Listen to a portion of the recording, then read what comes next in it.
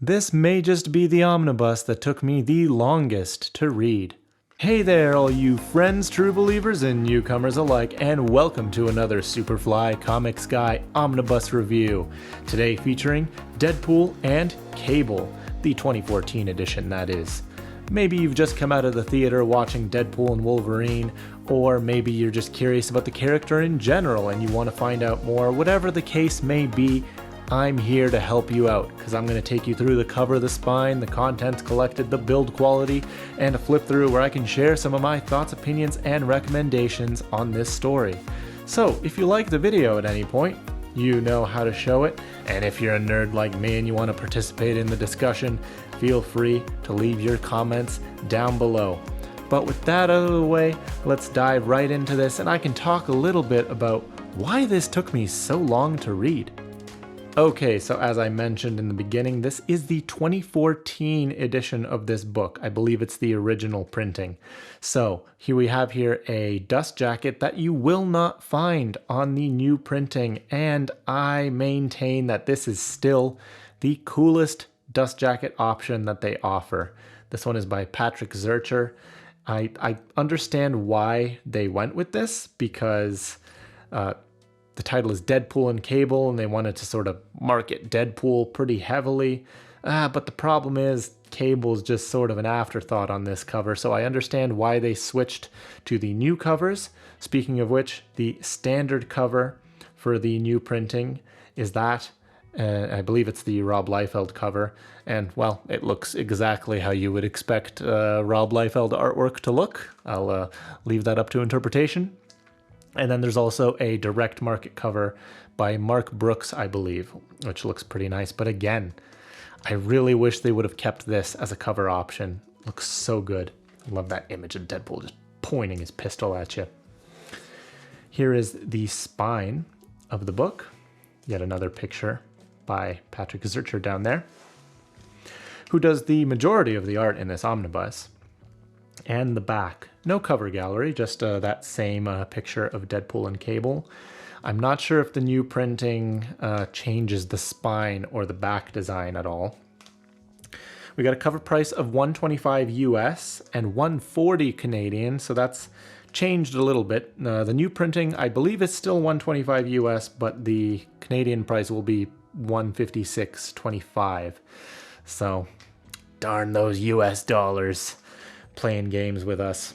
But this collects the Cable and Deadpool series. Yes, it was called Cable and Deadpool and not Deadpool and Cable, but they did a little marketing switch with this omnibus to put Deadpool's name first.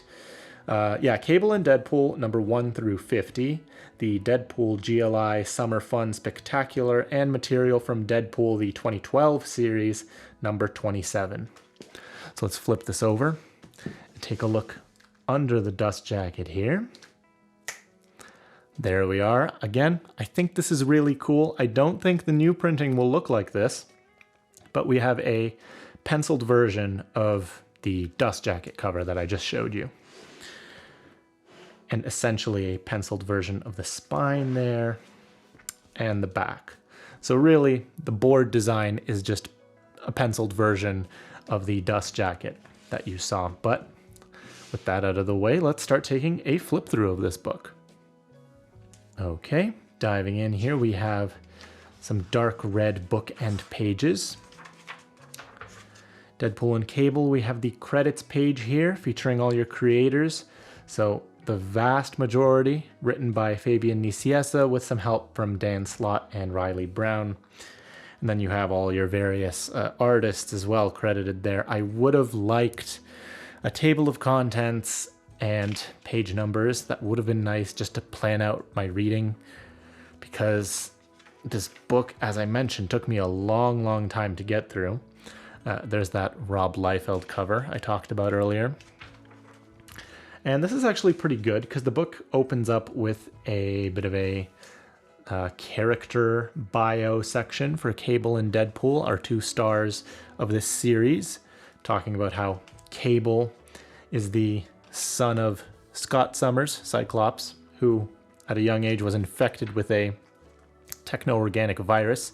He was sent to the future to find a cure for it, where he became this freedom fighter, and then he comes back to the past all grown up, and he's got like telekinesis and telepathy. And you have Deadpool, which I'm pretty sure everybody knows for the most part, or is familiar with Deadpool. It's a mercenary who was experimented on to cure his cancer.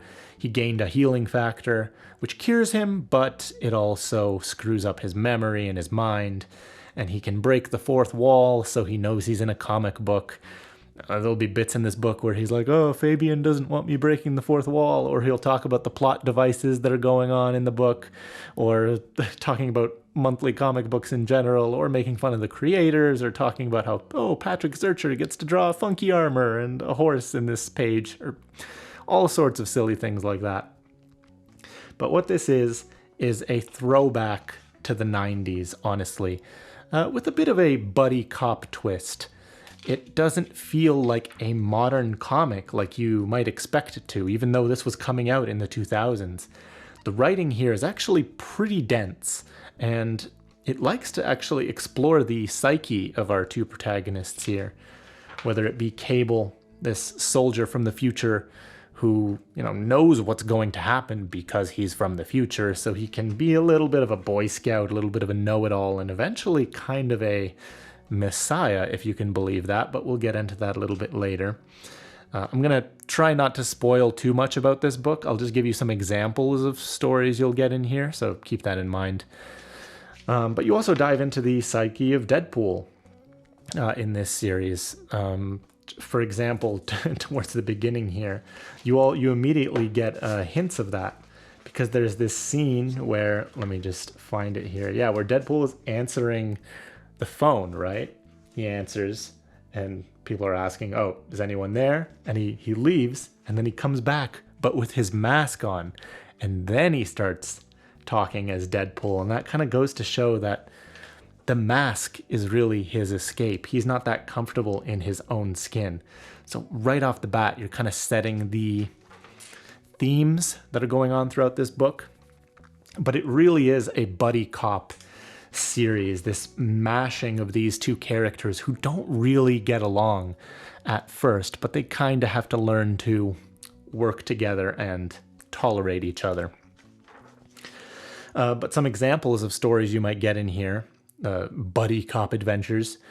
You have this One World Church story where a company has made a synthetic virus that can alter people's appearances, and it poses a threat, and Wade has to retrieve it. Wade Wilson, Deadpool. But it turns out there's this dude who actually wants the virus to turn everyone blue and so he can eliminate racism and discrimination. And then Cable and Deadpool have conflicting opinions on the church's plan, and that's kind of a common theme throughout this entire book, is Cable will view things one way, Deadpool will view them another way. They don't agree, they argue, they fight, and they kind of have to work through their differences. What makes that even more complicated is that eventually their powers of teleportation get a bit intertwined. So what ends up happening is that every time one of them teleports, the other is, or they both spawn intertwined with each other, and they have to like separate each other. So the way around that is anytime someone teleports, they have to teleport at the same time. So if Deadpool teleports somewhere, then Cable automatically is taken for the ride, no matter what. Which, again, leads to some interesting setup for comedic moments. But early on in the book, Cable's powers start to grow, and they reach their peak. And he really ends up becoming this almost omnipotent, omniscient, Jesus-like figure, because Cable builds this platform in the sky called Providence, and he wants to rule over it and keep it a safe and happy place. All the while, he's trying to solve like all the world's problems, whether it be world peace or world hunger or curing any manner of diseases. And this kind of sends some alarm bells to certain authority figures, government figures, SHIELD, for example, government organizations. And eventually the X-Men have to confront him about it, just to check him and be like, you're getting dangerously close to becoming like a dictator, you know? Because yes, you want to bring world peace, but you're doing this by enforcing it, not really giving people much of a choice. But anyway, you got other characters in here, like the mercenary group known as the Six Pack and other obscure people. But then there's also just fun little adventures. Like there's this bit where Deadpool dresses up as a detective to solve a murder that's going on. He kind of looks like Rorschach, honestly. And he's going on solving a murder, but eventually Deadpool's methods become a little bit too extreme because Deadpool's on this floating Providence Island for a good chunk of this book. But Cable's like, look, dude, you're too unhinged, you're too violent, and Deadpool is eventually cast out until he can fix his memory issues and general instability. And the writing gets pretty entertaining around that part too. There's like time travel involved and alternate worlds, and Deadpool has to like interact with a younger Cable at one point. It gets pretty crazy.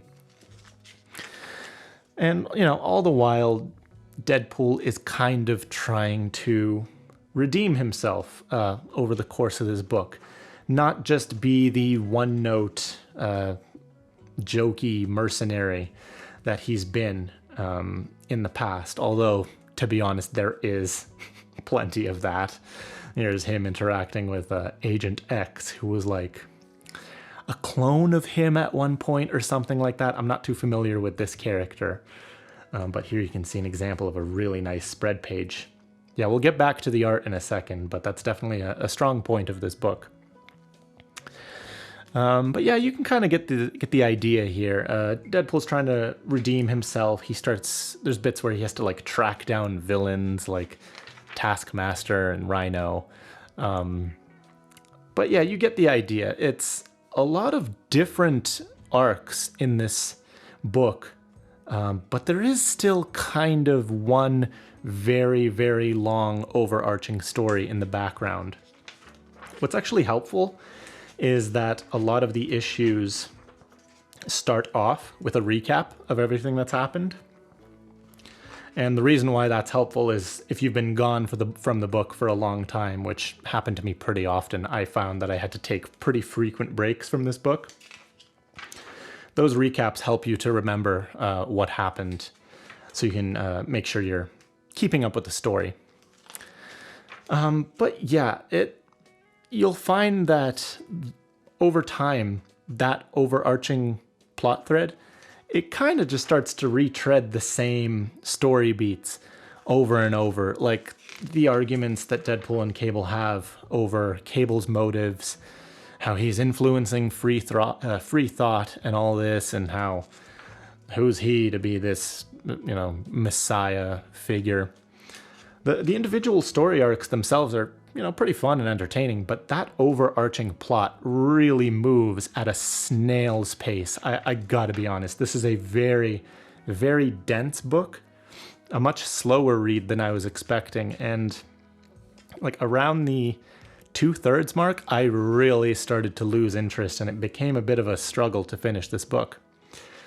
It gets actually surprisingly political at times too, which I wasn't expecting, and I'm not always the biggest fan of that, especially for a book like this where I was kind of expecting it just to be more on the fun side. And it is, but I don't know. What can I say?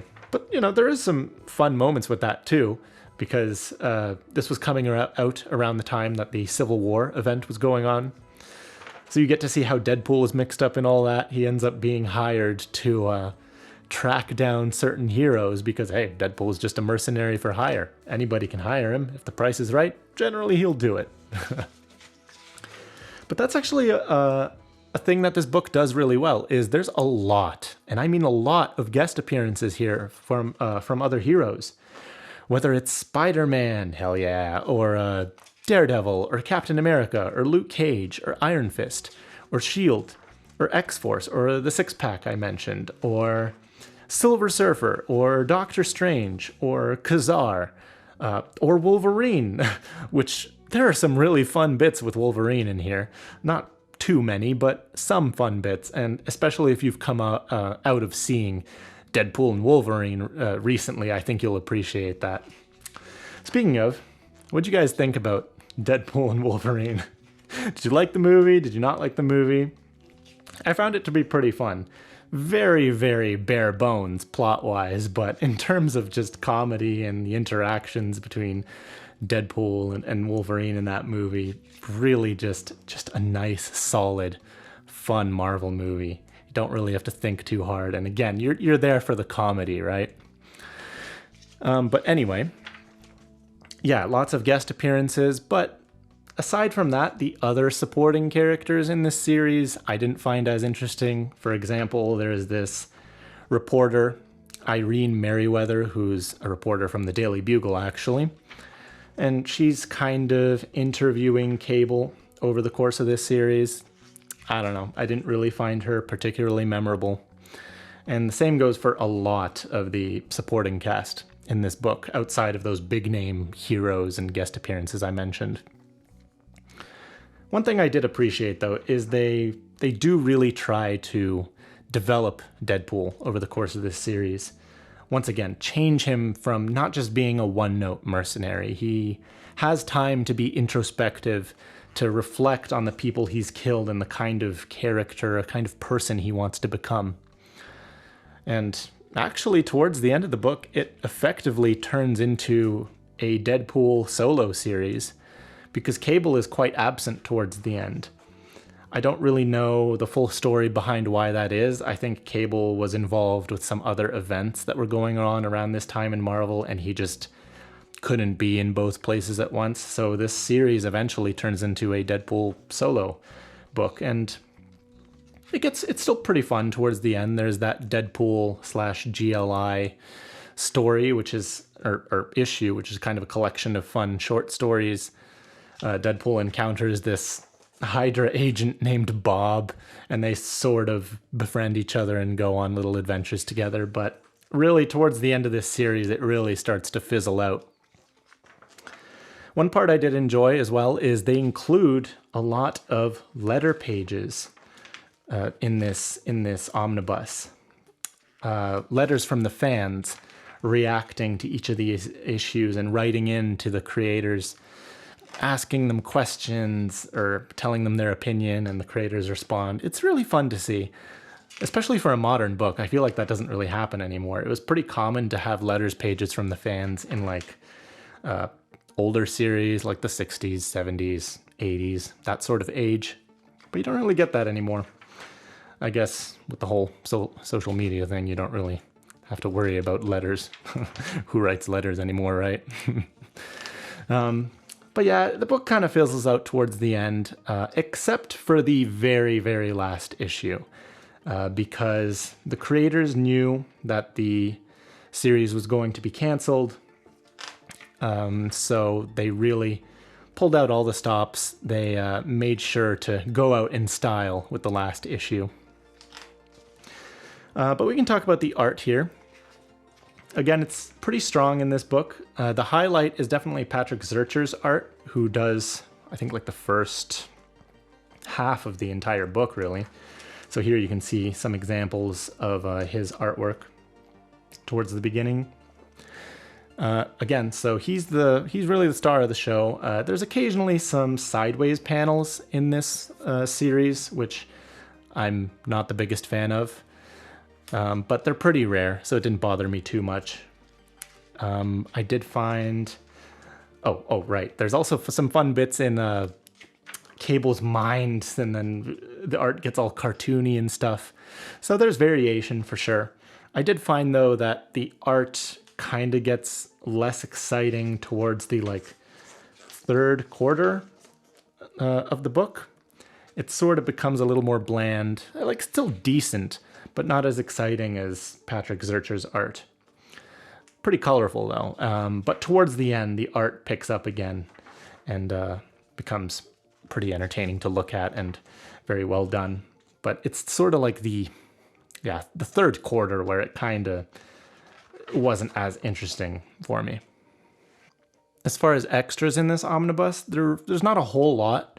There's some, like this note from Fabian, mainly talking about reflecting on the series and giving special thanks, talking about how, the series never really sold that well, but its fans were really passionate. So he's very, very thankful for that and thankful for being able to tell so many fun stories. We have a pinup gallery here, Cable and Deadpool. Editor's notes. Most of this is just thanking the various creators. Some more pinups here. And this is kind of fun. This is like a favorite moments or greatest hits from the series. Just reflecting on some of the, key highlights from the book. Mr. Sinister and, bits with the Avengers and stuff and gags. And, oh, right. It ends with this series of the wedding of Deadpool, because this was an issue in the 2012 Deadpool series where it was just a collection of small little short stories from various creators that collaborated and put together various short stories for Deadpool. And aside from that, that's really all the extras you get. Not a very big extra section in this book. Now, as far as the build quality of this omnibus goes, we have 1,272 pages total. There is the massive eye, really nice to see, sewn binding. Keep in mind, this is the 2014 edition again, by the way. But what that giant eye means is that you really get zero gutter loss in this book. It's pretty fantastic. This is one of those kind of annoying sideways panels that bother me, but it's good to show the gutter loss or lack thereof. Again, I would have liked to see an actual table of contents and page numbers, but worst case, I can deal with that. The page quality is very, very good in this printing. I never noticed any color bleed at all. The thickness is really good. The colors really pop in these issues too. And the book, because of that giant eye, really, no matter where you are in the book, it lays over so well. It's a very, very easy book to read in terms of build quality, so I'm quite happy with that. But here we are approaching the end, so I just want to wrap up with some closing thoughts here. I'll just say, if you grew up in the 90s and let's say Cable and Deadpool were your jam, you really love those characters, then I'd say this book really is perfect for you because it very much feels like a throwback to that era of comics. It doesn't really feel like a modern book, at least for me, mainly due to the density of the writing. But if you're like me and you don't really have that much nostalgia for that period or those characters, then you might still find this entertaining, but you might struggle a bit to get through it because each arc on its own is pretty fun. I can't lie. I generally found them to be pretty entertaining, but the overarching plot that's going on in the background moves very slowly and eventually it starts to get a little bit repetitive. But I did appreciate Deadpool's character development over the course of this run and seeing his relationship with Cable evolve and grow. But after this, I think I'm done with Deadpool comics because I've tried this. I've also reviewed the Deadpool by Joe Kelly omnibus, and these two are regarded to be his best runs, Deadpool's best runs, but neither book really blew me away, so I think it's important to recognize that and stick to books that I'll enjoy more. But that's been my review of Deadpool and Cable. Let me know what you thought about this book, if you've picked it up, any of the stories inside, what did you think of the Deadpool and Wolverine movie? Seriously, anything you want to talk about, just leave it down below. But thank you so much for joining me today. I hope to catch you in another video real soon, so you have yourself a great day. I've been Superfly Comics Guy, and until next time, you keep reading. Bye-bye, guys.